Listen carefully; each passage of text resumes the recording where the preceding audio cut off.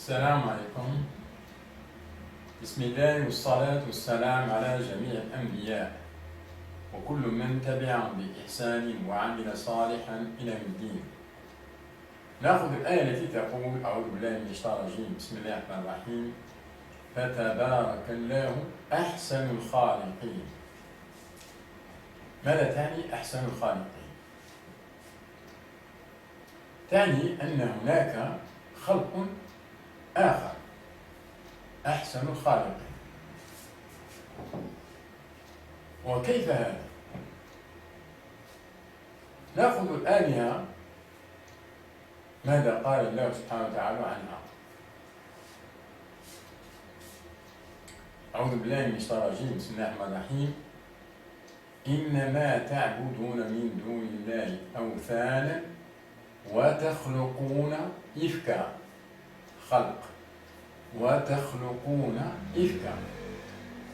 هذا على لسان نبيه إبراهيم صلى الله عليه، وهو يجادل قومه أو يحاور قومه: إنما تعبدون من دون الله أوثانا وتخلقون إفكا. نأخذ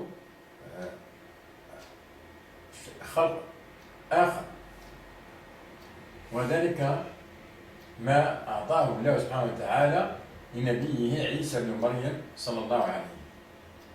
أعوذ بالله من الشيطان الرجيم، بسم الله الرحمن الرحيم، وإذ تخلق من الطين كهيئة الطير بإذني فتنفخ فيها فتكون طيرا بإذني. تخلق، يخلق من الطين كهيئة الطير، فأعطاه هذه الميزة. نأخذ أيضا ما هو موجود في زماننا.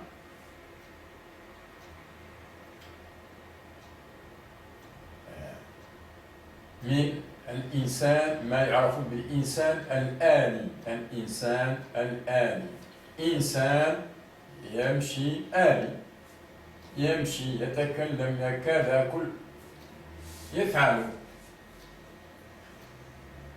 فهذا مشبه بالإنسان الذي خلقه الله سبحانه وتعالى، شبه بالإنسان الذي خلقه الله سبحانه وتعالى.